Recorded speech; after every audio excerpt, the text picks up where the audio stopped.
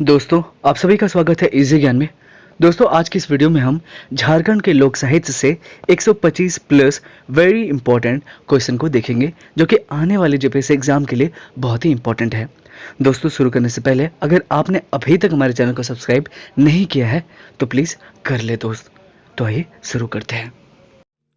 हमारा पहला सवाल है, खरसावा राज के संरक्षण में निम्न में से कौन सी नृत्य नाटिका विकसित हुई थी। खरसावा राज के संरक्षण में निम्न में से कौन सी नृत्य नाटिका दोस्तों विकसित हुई थी। तो दोस्तों छऊ नृत्य नाटिका विकसित हुई थी। खरसावा राज के संरक्षण में छऊ नृत्य नाटिका विकसित हुई थी। अगला सवाल है, निम्न में से किसने संथाली लोक कथाओं का संग्रहण किया था। निम्न में से किसने संथाली लोक कथाओं का संग्रह किया था दोस्तों, संग्रहण किया था। तो पीओ बोर्डिंग ने संथाली लोक कथाओं का संग्रहण किया था। अगला सवाल है, जनजातीय समाज में किस वृक्ष में देवता की कल्पना की गई है। जनजातीय समाज में किस वृक्ष में देवता की कल्पना की गई है। तो दोस्तों साल वृक्ष में देवता की कल्पना की गई है। अगला सवाल है, मारंड बुरु की कल्पना किसमें की गई है। मारंग बुरु की कल्पना किसमें की गई है दोस्तों, तो पहाड़ में की गई है। मारंग बुरु की कल्पना किसमें की गई है, पहाड़ में।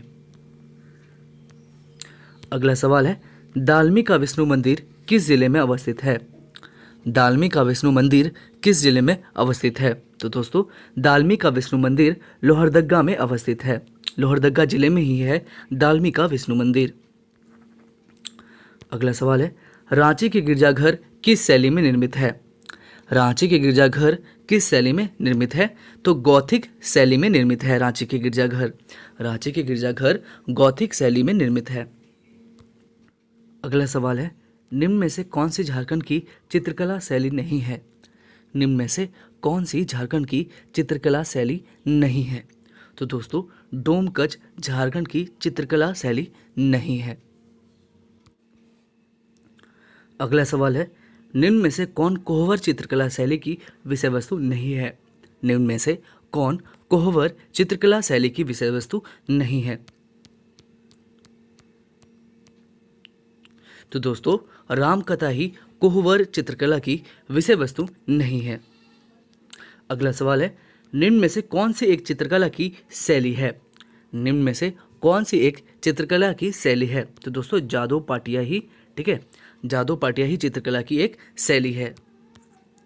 अगला सवाल है, जादव पाटिया चित्रकला शैली किस जनजातीय समूह से संबंधित है।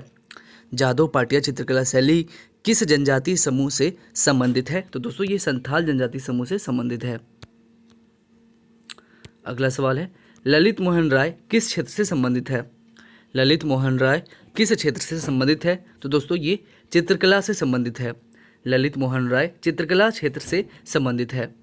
दोस्तों अगला सवाल है, निम्न में से किसे छोटानागपुर चित्रकला शैली में निपुणता प्राप्त है। निम्न में से किसे छोटानागपुर चित्रकला शैली में निपुणता प्राप्त है।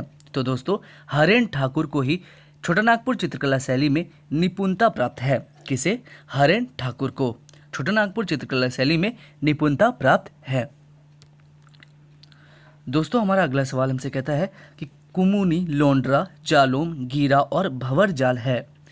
कुमुनी, लोंड्रा, जालोम, गीरा और भंवर जाल क्या है दोस्तों। तो दोस्तों ये मछली पकड़ने के जाल व कांटे हैं। ये क्या है, मछली पकड़ने के जाल व कांटे हैं।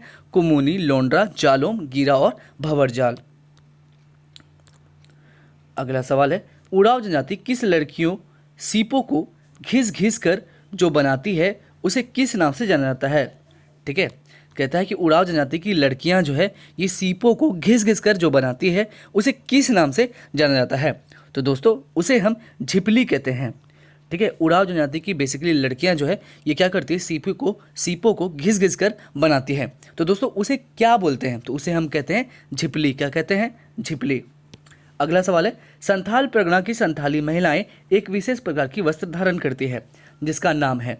संथाल परगना की संथाली महिलाएं एक विशेष प्रकार का वस्त्र धारण करती है दोस्तों, तो उसका नाम क्या है, उसका नाम है पंची पाड़हांट। क्या नाम है, पंची पाड़हांट।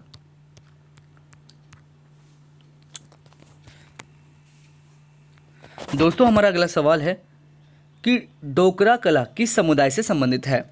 डोकरा कला जो है ये किस समुदाय से संबंधित है दोस्तों, तो ये मल्हार समुदाय से संबंधित है। डोकरा कला जो है ये मल्हार समुदाय से संबंधित है। अगला सवाल है, जट जटिन भकुली बंका और कीर्तनिया है क्या। ठीक है, जट जटिन भकुली बंका और कीर्तनिया क्या है दोस्तों, तो ये एक लोक नाट्य है। ठीक है, जट जटिन भकुली बंका और कीर्तनिया लोक नाट्य है। अगला सवाल है, निम्न में से किस नाट्य कला शैली के माध्यम से गृहस्थ जीवन के उतार चढ़ाव व्यक्त किए जाते हैं। निम्न में से किस नाट्य कला शैली के माध्यम से गृहस्थ जीवन के उतार चढ़ाव व्यक्त किए जाते हैं, तो दोस्तों जट जटिन, ठीक है, जट जटिन नाट्य कला शैली के माध्यम से गृहस्थ जीवन के उतार चढ़ाव व्यक्त किए जाते हैं। अगला सवाल है, मुरली बनम तुरही टुइला एवं भेयर उदाहरण है किसके। मुरली बनम तुरही टुइला एवं भेर जो है ये किसके उदाहरण हैं दोस्तों, तो ये वाद्य यंत्र के उदाहरण है। किसके उदाहरण है, वाद्य यंत्र के उदाहरण है मुरली बनम तुरही टुइला और भेर। अगला सवाल है दोस्तों कि निम्न में से कौन सा मौसमी गीत है। निम्न में से कौन सा एक मौसमी गीत है, तो दोस्तों फगवा जो है ये एक मौसमी गीत है। फगवा जो है ये क्या है, एक मौसमी गीत है। अगला सवाल है दोस्तों कि झंझाइन गीत का उदाहरण कौन सा है। ठीक है, झंझाइन गीत का उदाहरण क्या है, तो दोस्तों संस्कार गीत ही झंझाइन गीत का उदाहरण है। झंझाइन गीत का उदाहरण है संस्कार गीत का। अगला सवाल है दोस्तों कि जनाना झूमर लुझरी डोमकच एवं खेमटा उदाहरण है किसका। ठीक है, जनाना झूमर लुझरी डोमकच और खेमटा जो है ये किसका उदाहरण है दोस्तों, तो ये नृत्य गीत का उदाहरण है। नृत्य गीत का ही उदाहरण है जनाना झूमर लुझरी डोमकच और घेमटा। अगला सवाल है कि सोहराय गीत किस माह में गाया जाता है। सोहराय जो गीत है ये किस माह में गाया जाता है दोस्तों, तो ये कार्तिक माह में गाया जाता है सोहराय गीत। अगला सवाल है दोस्तों कि पुत्र की लंबी आयु की कामना करने के लिए पुत्रवती महिलाएं निम्न में से कौन सा गीत गाती है।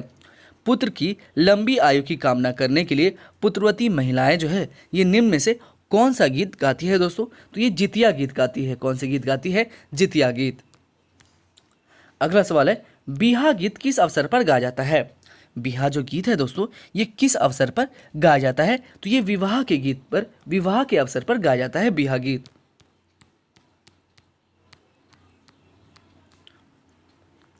दोस्तों हमारा अगला सवाल है कि सावन महीने में नाग पंचमी के दिन स्त्रियों द्वारा गाया जाने वाला लोकगीत निम्न में से कौन सा है। ठीक है, सावन महीने में नाग पंचमी के दिन स्त्रियों द्वारा गाया जाने वाला लोकगीत निम्न में से कौन सा है, तो दोस्तों निम्न में से कौन सा गीत है, कजली ही एक लोकगीत है जो सावन महीने में नाग पंचमी के दिन स्त्रियों द्वारा गाया जाता है। कौन से गीत, कजली गीत गाया जाता है। अगला सवाल है, निम्न में से किसके द्वारा मुंडा गीतों को मुंडा दुरंग से संग्रहित किया गया था। ठीक है, निम्न में से किसके द्वारा मुंडा गीतों को मुंडा दुरंग में संग्रहित किया गया था दोस्तों, किसके द्वारा, तो डब्ल्यू.जी. अर्चर के द्वारा ही मुंडा गीतों को मुंडा दुरंग में संग्रहित किया गया था। अगला सवाल है, जगदीश त्रिगुणायात ने मुंडारी गीतों के कितने भेद बताए हैं। ठीक है, जगदीश त्रिगुणायात ने मुंडारी गीतों के कितने भेद बताए हैं, तो दोस्तों इसने मुंडारी गीतों के 8 भेद बताए हैं। अगला सवाल है, उड़ाव जनजाति के 26,000 गीतों का संग्रह किस पुस्तक में संग्रहित है। ठीक है, उड़ाव जनजाति के 26,000 गीतों का संग्रह किस पुस्तक में संग्रहित है दोस्तों, किस पुस्तक में, तो लील खोड़ से खेल। ठीक है, लील खोड़ से खेल में जो है उड़ाव जनजाति के 26,000 गीतों का संग्रह है इसी पुस्तक में। किस पुस्तक में, लील खोड़ से खेल। अगला सवाल है कि पौष माह के पहले दिन से मकर संक्रांति तक किए जाने वाला लोकगीत है। पौष माह के पहले दिन से मकर संक्रांति तक गाए जाने वाला जो लोकगीत है दोस्तों उसे हम क्या कहते हैं, उसे कहते हैं हम टूसू। क्या कहते हैं, टूसू जो है पौष माह के पहले दिन से मकर संक्रांति तक गाया जाने वाला एक लोकगीत है। अगला सवाल है कि निम्न में से कौन सा पुरुषों का सामूहिक गीत है। निम्न में से कौन सा एक पुरुषों का सामूहिक गीत है, तो दोस्तों ढब गीत जो है ये पुरुषों का एक सामूहिक गीत है। अगला सवाल है, निम्न में से कौन सा एक सदानी लोक नृत्य नहीं है। निम्न में से कौन सा एक सदानी लोक नृत्य नहीं है, तो दोस्तों कजली जो है एक सदानी लोक नृत्य नहीं है दोस्तों। ठीक है, चलते हैं अगले सवाल की ओर। अगला सवाल कहता है कि निम्न में से किसका सदानी लोक नृत्य में सर्वाधिक महत्व होता है। निम्न में से किसका सदानी लोक नृत्य में सर्वाधिक महत्व होता है दोस्तों। तो मांदर का जो है सदानी लोक नृत्य में सर्वाधिक महत्व होता है। अगला सवाल है भजातीय, माठा, उमैकोटन एवं पैन काटन उदाहरण है किसका। ठीक है, कहता है कि भजातीय, माठा, उमैकोटन एवं पैन काटन जो है ये किसका उदाहरण है दोस्तों। तो ये उदाहरण है सदानी लोक नृत्य का। किसका उदाहरण है? सदानी लोक नृत्य का। दोस्तों हमारा अगला सवाल है कि सदानों एवं आदिवासियों द्वारा बारातियों, राजा, मंत्री, गुरु आदि के स्वागत हेतु प्रस्तुत किया जाने वाला लोक नृत्य क्या है। ठीक है, सदानों एवं आदिवासियों द्वारा बारातियों, राजा, मंत्री, गुरु आदि के स्वागत हेतु प्रस्तुत किए जाने वाला लोक नृत्य क्या है दोस्तों। तो ये लोक नृत्य है पाइका। क्या है? पाइका। तुम्हारा जवाब हो जाएगा पाइका। दोस्तों हमारा अगला सवाल हमसे कहता है दोस्तों कि चढ़न तड़ी, पहिल सांझ, भिनसरिया एवं खेमटा निम्न में से किस नृत्य के उपभेद है। चढ़न तरी, पहिल सांझ, भिनसरिया एवं खेमटा जो है निम्न में से किस नृत्य के उपभेद है दोस्तों। तो ये अंगनई नृत्य के उपभेद है। किस नृत्य के? अंगनई नृत्य के उपभेद है। अगला सवाल है निम्न में से किस नृत्य में श्रृंगार और भक्ति परक गीतों में राधा कृष्ण प्रसंग की प्रस्तुति प्रमुखता से होती है।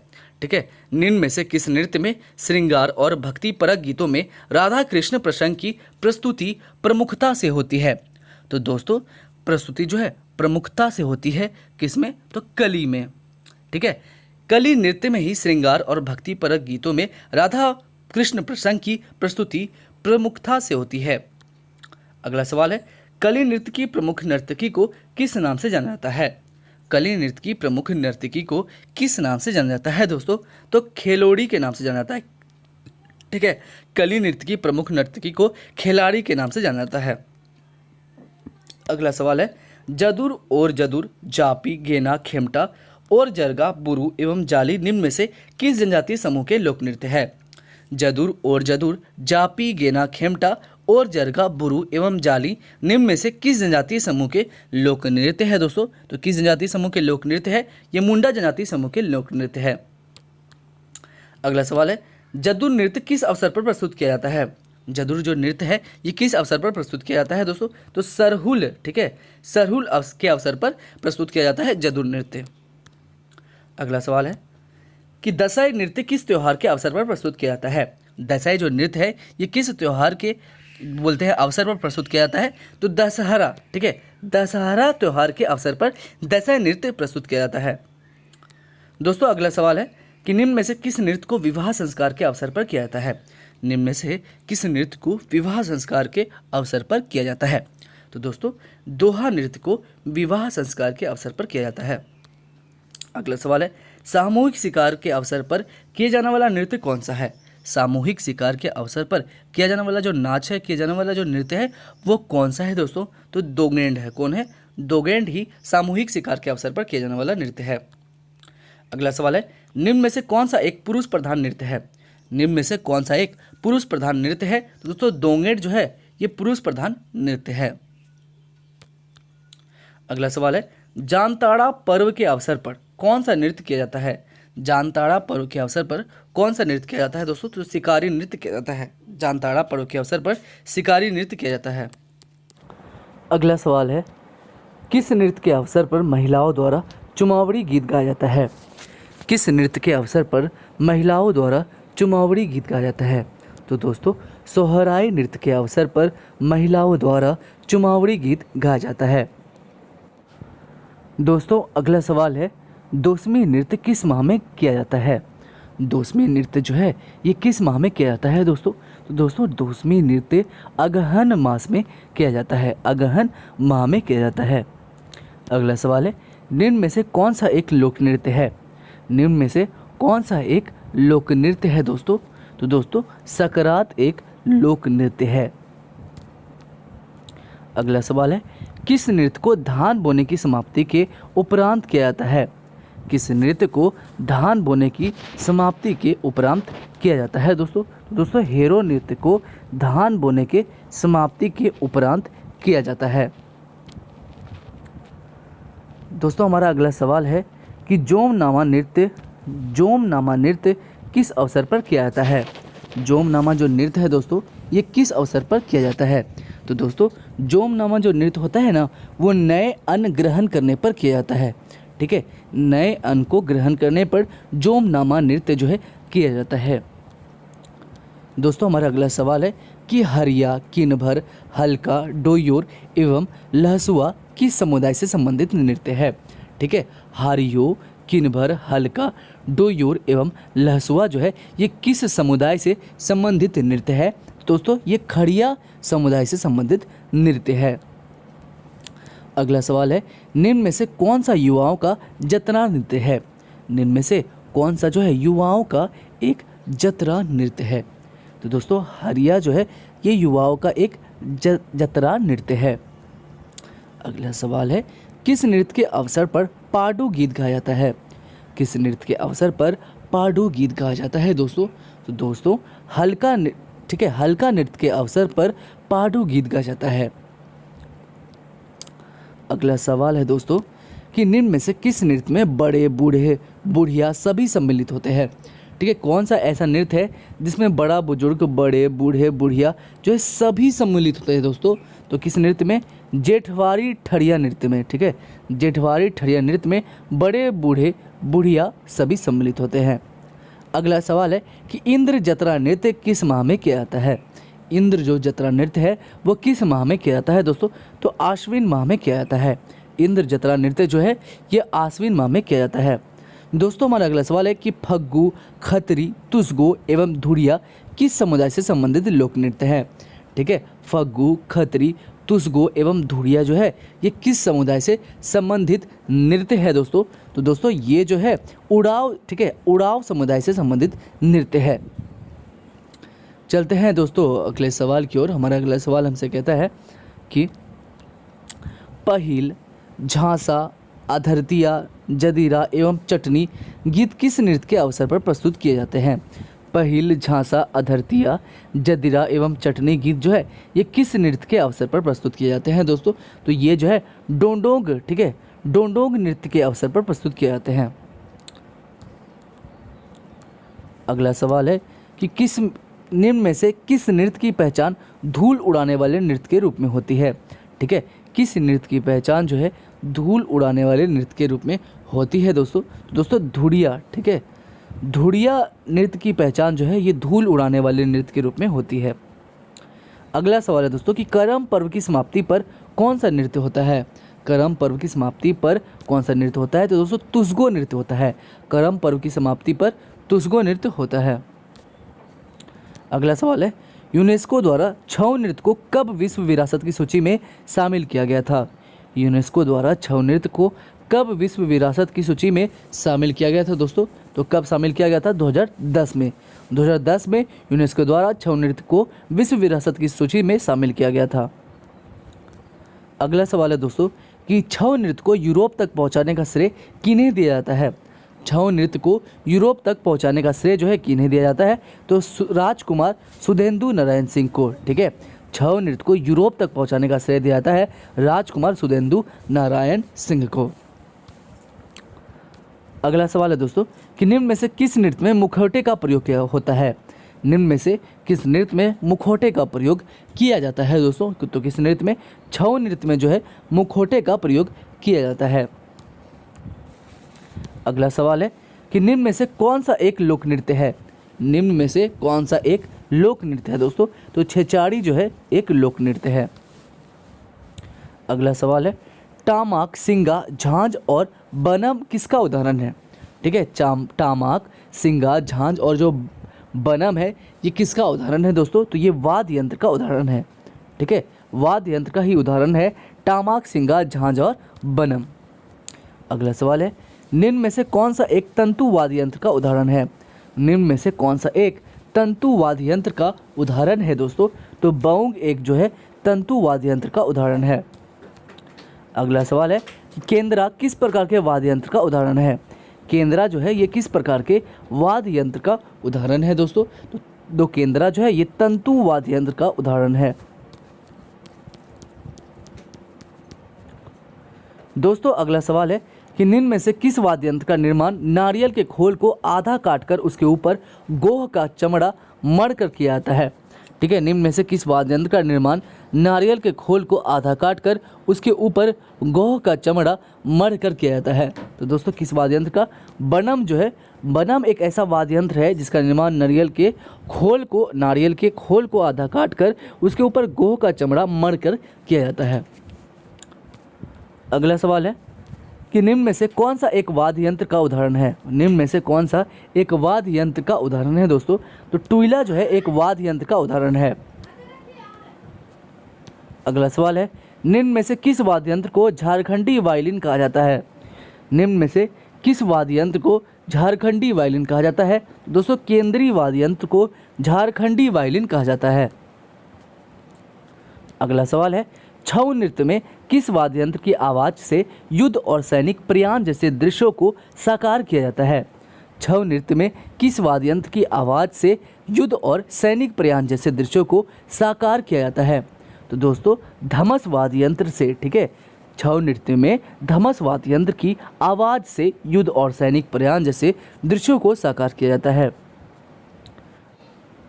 अगला सवाल है, निम्न में से किस जिले से छऊ नृत्य की उत्पत्ति हुई है? तो दोस्तों सरायकेला खारसावा से ही छऊ नृत्य की उत्पत्ति हुई है। दोस्तों अब हम देखेंगे झारखंड के दर्शनीय स्थल।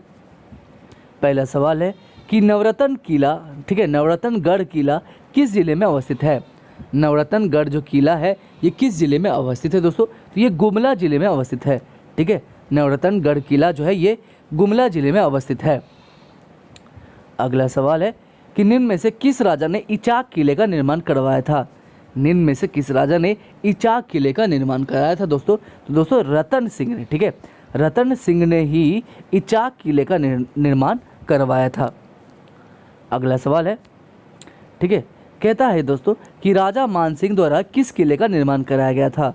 राजा मानसिंह के द्वारा किस किले का निर्माण कराया गया था दोस्तों? तो राजमहल का जो किला है ना ये राजा मानसिंह द्वारा निर्माण कराया गया था। अगला सवाल है कि निम्न में से किस किले के निर्माण में अधिकांशतः मिट्टी का ही प्रयोग किया गया था? ठीक है, कौन सा ऐसा किला है जिसके निर्माण में ज़्यादातर मिट्टी का ही प्रयोग किया गया था? ठीक है, तो दोस्तों जगन्नाथपुर किला में ही अधिकांशतः मिट्टी का प्रयोग किया गया था। अगला सवाल है दोस्तों कि अलीनगर का किला किस रोहिला सरदार द्वारा निर्मित करवाया गया था? अलीनगर का जो किला है ये किस रोहिला सरदार द्वारा निर्मित कराया गया था दोस्तों? तो दोस्तों मुजफ्फर खां द्वारा। ठीक है, मुजफ्फर खां के द्वारा ही यही वो रोहिला सरदार थे जो अलीनगर का किला निर्माण कराया था जिन्होंने। अगला सवाल है कि शत्रु किला किस राजवंश से संबंधित माना जाता है? शत्रु जो किला है ये किस राजवंश से संबंधित माना जाता है दोस्तों? दोस्तों ये नागवंशी। ठीक है, नागवंशी राजवंश से संबंधित माना जाता है शत्रु किला। अगला सवाल है कि वैद्यनाथ धाम देवघर में मानसरोवर तालाब का निर्माण किसके द्वारा कराया गया था? वैद्यनाथ धाम देवघर में मानसरोवर तालाब का निर्माण जो है ये किसके द्वारा करवाया गया था दोस्तों? तो ये मानसिंह के द्वारा करवाया गया था। अगला सवाल है माँ भद्रकाली मंदिर किस जिला में अवस्थित है? माँ भद्रकाली जो मंदिर है ये किस जिला में अवस्थित है दोस्तों? तो ये चतरा जिला में अवस्थित है। ठीक है, माँ भद्रकाली मंदिर जो है ये चतरा जिला में अवस्थित है। अगला सवाल है कि पारसनाथ का मंदिर किस संप्रदाय से संबंधित है? पारसनाथ का जो मंदिर है ये किस संप्रदाय से संबंधित है दोस्तों? तो ये जैन संप्रदाय से संबंधित है। अगला सवाल है किस तीर्थकार की महासमाधि का संबंध पारसनाथ मंदिर से माना जाता है? किस तीर्थकार की महासमाधि का संबंध पारसनाथ मंदिर से माना जाता है दोस्तों? 23वें तीर्थकार का संबंध। ठीक है, 23वें तीर्थकार की महासमाधि का संबंध पारसनाथ मंदिर से माना जाता है। अगला सवाल है झारखंडी धाम किस नदी तट पर स्थित है? झारखंडी जो धाम है ना ये किस नदी तट पर अवस्थित है दोस्तों या स्थित है दोस्तों? तो ये जो है इरिगा। ठीक है, इरिगा नदी तट पर अवस्थित है झारखंडी धाम। अगला सवाल हमसे कहता है दोस्तों कि निम्न में से गिरिडीह जिले में क्या अवस्थित है? निम्न में से गिरिडीह जिले में क्या अवस्थित है दोस्तों? दोस्तों गिरिडीह जिले में झारखंडी धाम अवस्थित है। अगला सवाल है सारंडा जंगल किस जिले में स्थित है? सारंडा जो जंगल है ना, ये किस जिले में अवस्थित है दोस्तों? तो ये पश्चिमी सिंहभूम में अवस्थित है सारंडा जिला।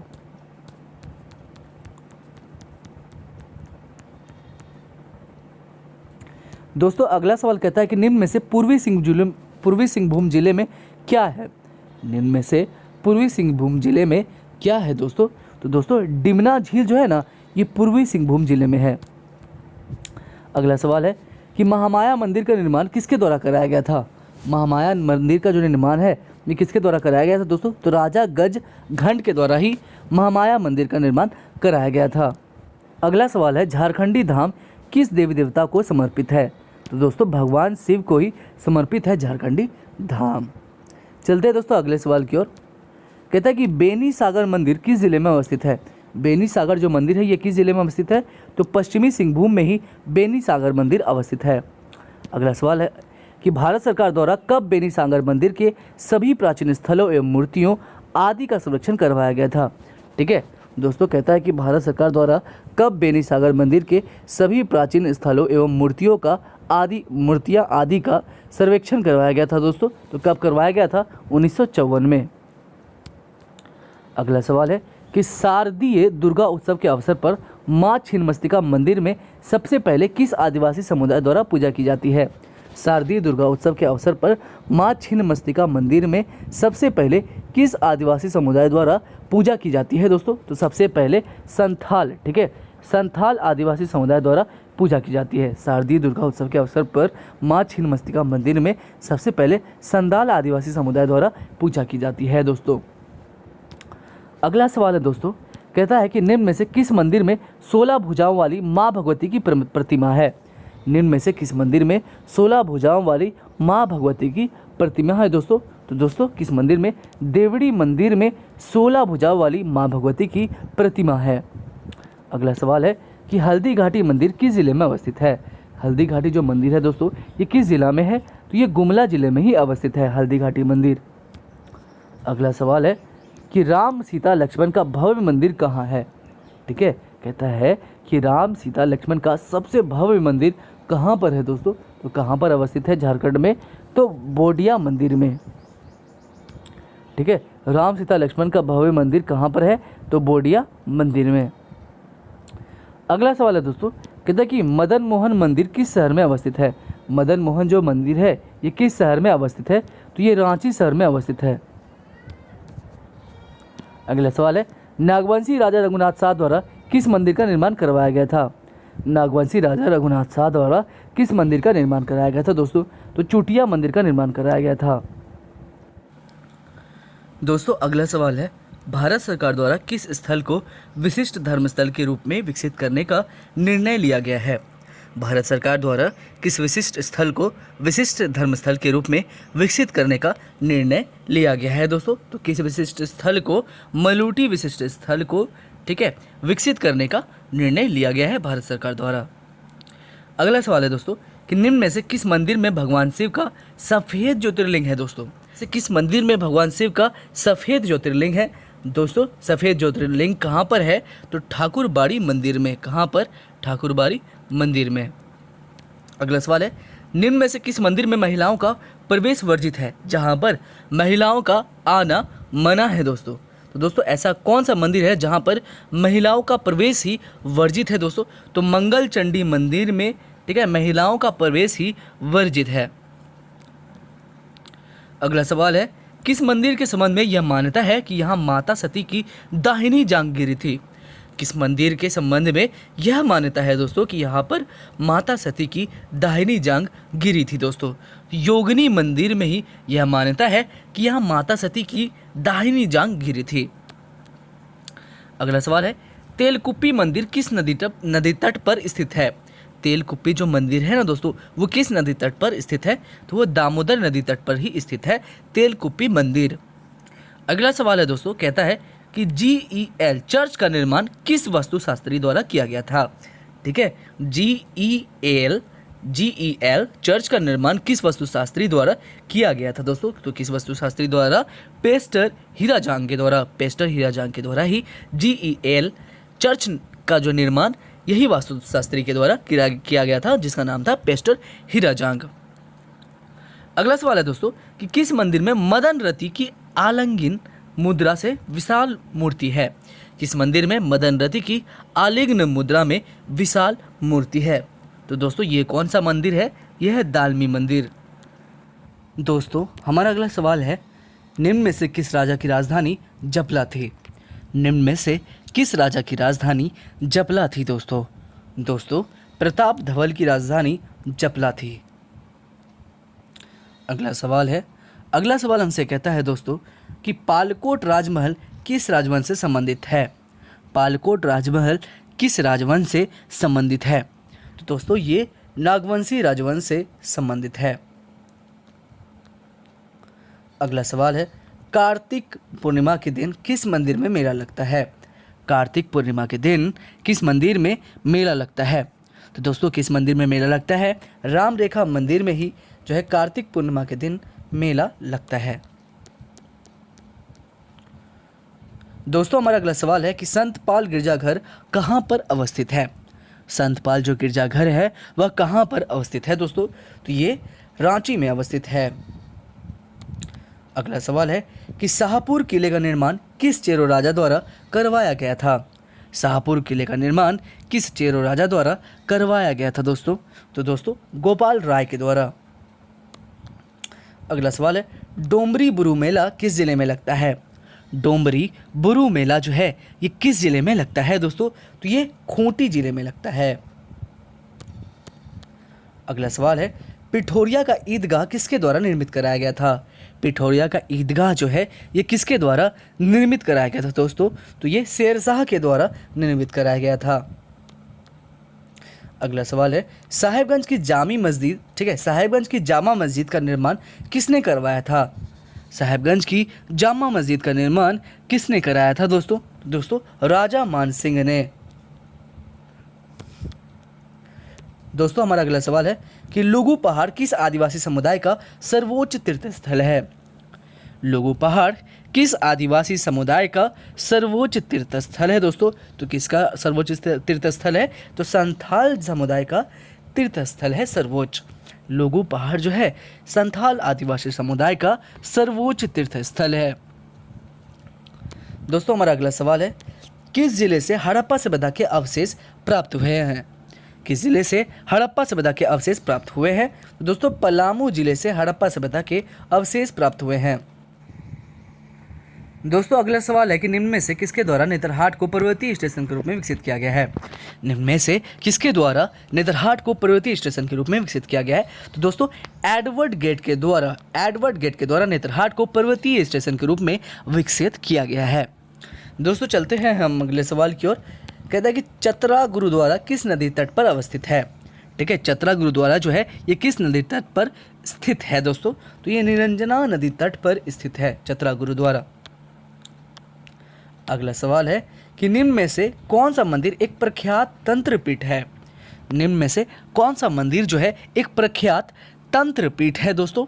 तो दोस्तों माँ उग्रतारा मंदिर जो है ये एक प्रख्यात तंत्रपीठ है। अगला सवाल है, संगरी दलान, ठीक है, संगरी दलान के निर्माणकर्ता कौन है? संगरी दलान के निर्माणकर्ता दोस्तों कौन है? तो राजा मानसिंह ही। अगला सवाल है, कैथा शिव मंदिर कहाँ पर स्थित है? कैथा शिव मंदिर जो है ये कहाँ पर स्थित है दोस्तों? तो ये रामगढ़ में अवस्थित है। कहाँ पर? रामगढ़ में। अगला सवाल है, निम्न में से किसे भारत सरकार द्वारा राष्ट्रीय धरोहर घोषित किया गया है? ठीक है दोस्तों, किसे भारत सरकार द्वारा राष्ट्रीय धरोहर घोषित किया गया है दोस्तों? तो कैथा शिव मंदिर को ही राष्ट्रीय धरोहर घोषित किया गया है।